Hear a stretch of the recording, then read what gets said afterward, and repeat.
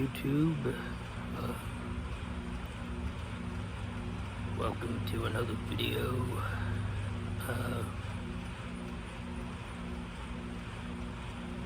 I think this is going to be titled Satan is Not the Villain.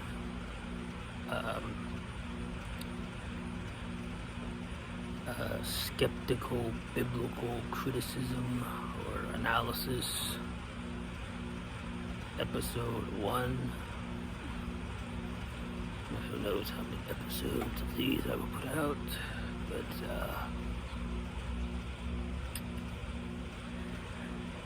basically kind of analyzing and deconstructing aspects of religion and the Bible from an anthropological, mythological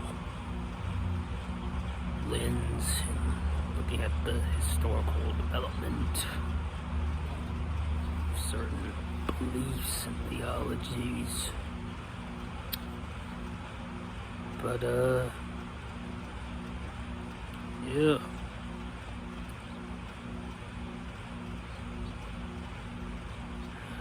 Most tend to believe that this Satan being entity is this evil, the ultimate force of evil, the enemy, the malicious, malevolent,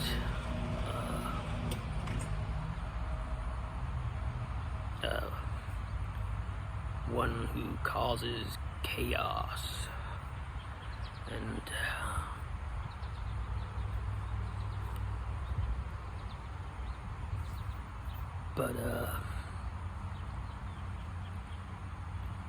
basically not what you get when studying the biblical text, particularly the Old Testament, and then understanding how this character evolved within Judaism and later Christianity and Islam.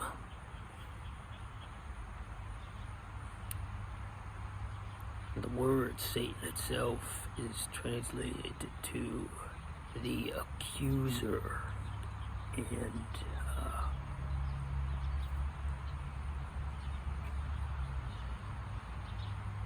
when you read the book of Job, which is oftentimes believed by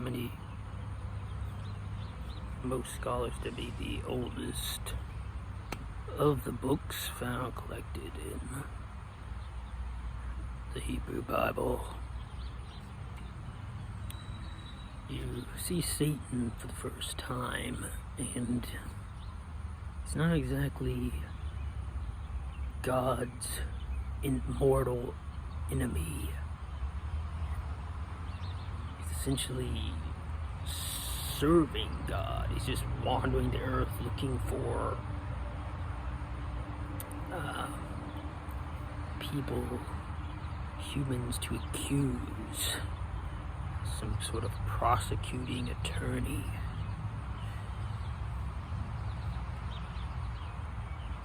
And the whole theme of the book is Satan saying, look at this Job guy, your blessed, faithful servant.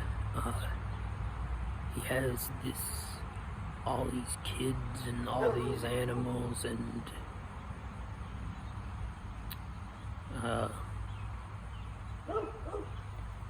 good health and wealth, but does he really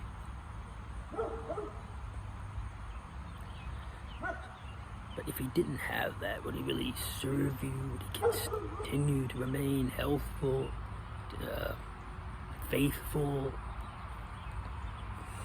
If his privileges disappeared and his life was turned to upside down.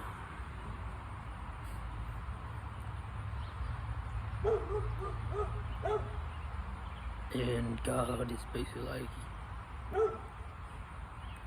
Satan has to ask God permission to do anything to this Job. And basically making a bet, saying, yeah, go ahead and ruin his life, kill all his children, all his animals, destroy his home.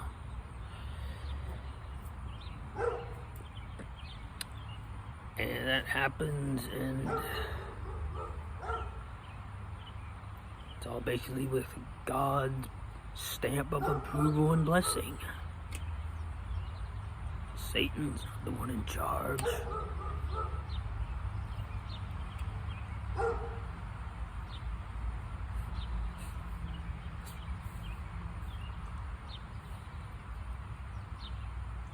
And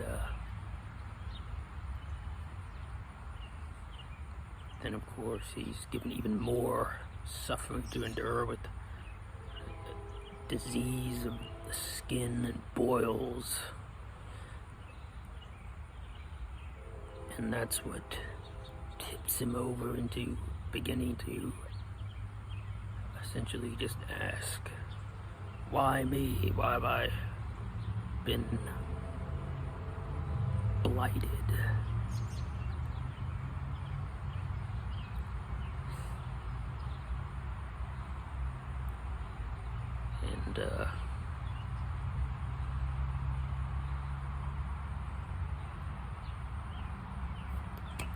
And then God is just like, well, I'm God, I can do whatever I want. Might makes right.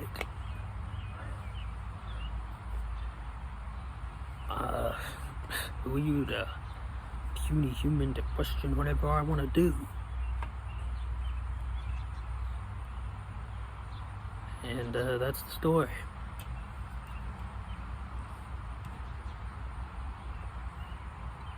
God as a vindictive, manipulative,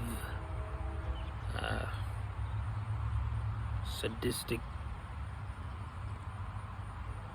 torturer and cosmic abuser, and Satan is just the minion.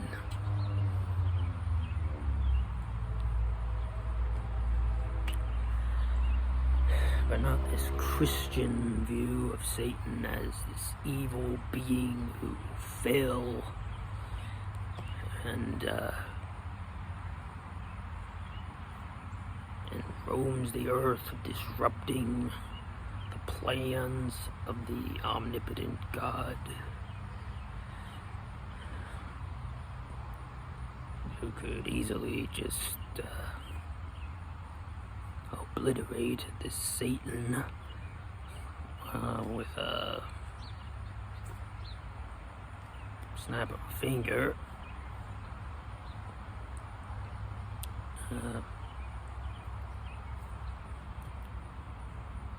You sort of have to understand the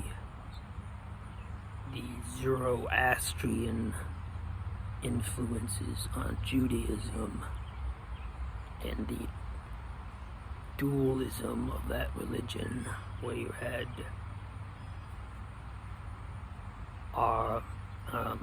the Ahaza, right, Aroman, the opposer, was the villain or the evil man, or the evil deity, and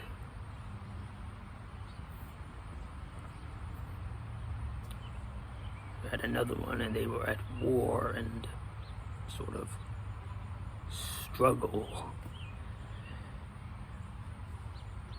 And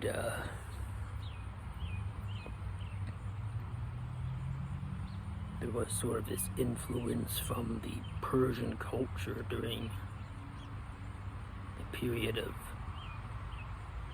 Babylonian captivity, and later Persia, invaded and took over under King Cyrus, and he released the Jews and allowed them to return to the land of Canaan, Palestine, modern day Israel, whatever. And in Zoroastrianism, there is also the ideal of hell, where people go to face a sort of judgment for their deeds and performances during life. And this ideal, of course, would become central to the Christian doctrine of hell.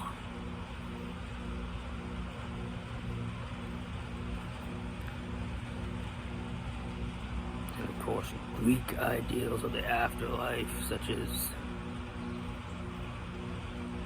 Tartarus, and that was where the most evil went, and was this place where of fire and brimstone and lava, and it was where Zeus imprisoned the Titans.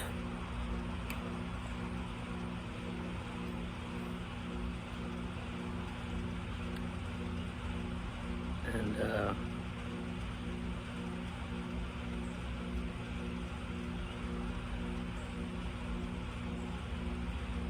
so you just see this sort of gradual morphing of the Satan character, becoming more and more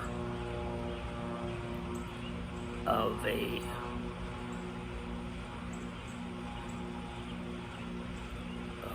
villain, the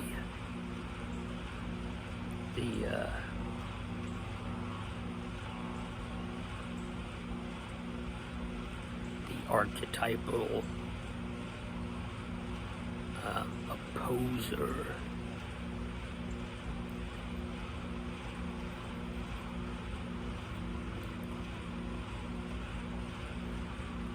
You sort of see a similar thing with Egyptian mythology, with Osiris and his brother Set, where originally Osiris and Set were both worshipped more or less as good deities, and then over time Set becomes this jealous sort of almost Satan-like, wanting to have the power for himself, so he buries Osiris in the sarcophagus in the underworld. I think is the essential story, and Osiris's wife ventures into the underworld to rescue him. Then Set has him dismembered and chopped up, and his body parts spread all over, which Isis has to collect and then bring together, and so Osiris can be resurrected. And if that sounds familiar, there's so many parallels with the Jesus narrative and many of the other surrounding pagan deities that are dying and rising savior gods, and Osiris is just one of them.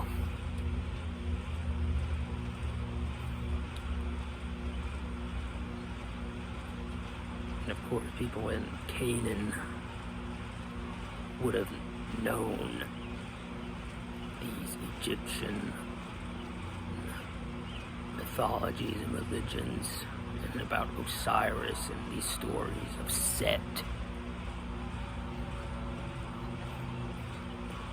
as well.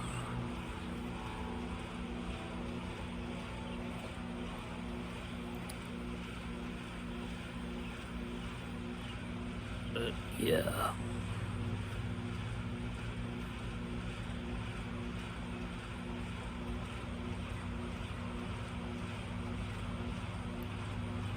pretty much you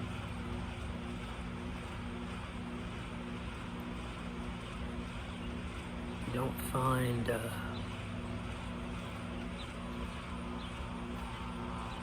Satan as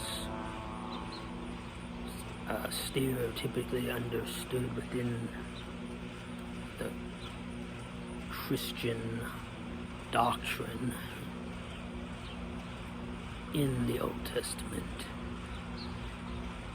People like to point to this phrase in Isaiah, I think it's Isaiah 14, when he's talking about the morning star and how you have fallen and all this, but it's complete misinterpretation of the text. It's like corruption, like these so-called prophecies for the Messiah that Christians would take and say, "Oh, this applies to Jesus." No, it doesn't. You're completely to take it out of its original context.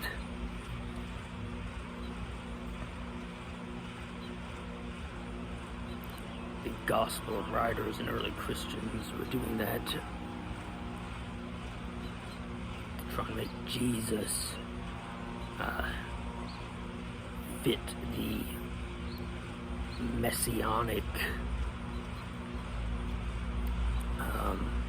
profile.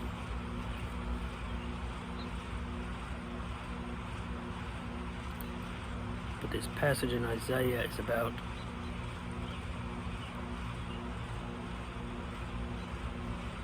the author is mocking Babylonian astrology and morning star, or Lucifer translates to the morning star, and that is very clearly in the ancient world known as what the planet Venus was called.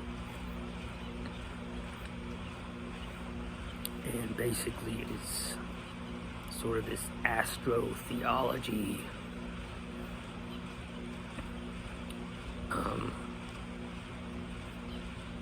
bit of writing. Venus is bright, but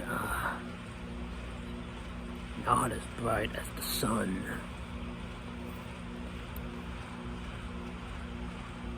And nothing to do with a angel who wants to overtake God,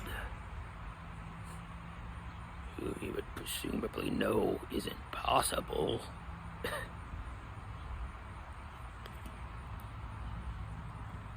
But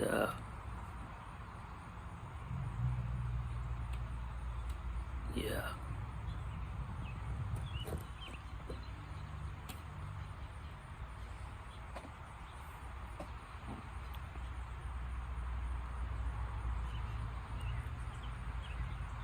But how this mythical being has influenced as culture and been used to cause so much torment and oppression and bigotry and bloodshed throughout the ages is by Christians, by the Catholic Church, during the craze of the hysteria over witches.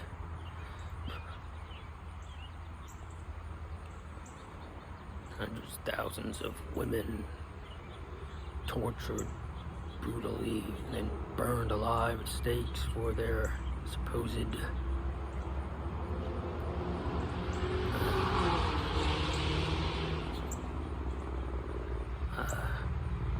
dealings with the devil and his magic. all the way up to the satanic panic of the 80s in the US, where Dungeons and Dragons and heavy metal and Pokemon was all satanic, and there was this huge moral panic over and paranoia over satanic child abuse, and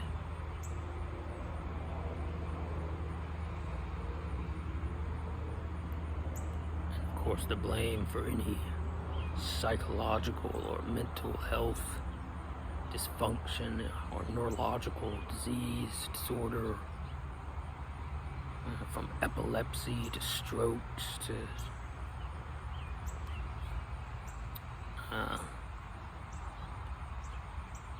any personality differences being attributed to demonic possession.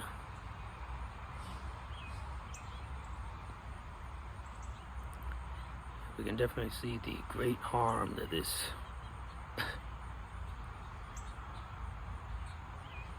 religious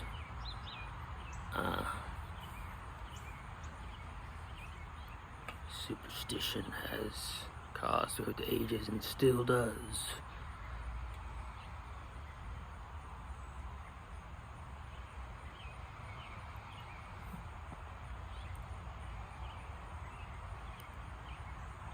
Anyway,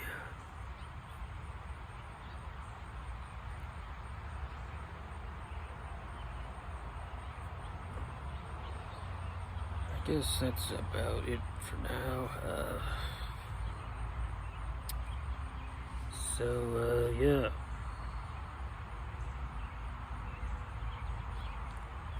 Satan's origin and evolution.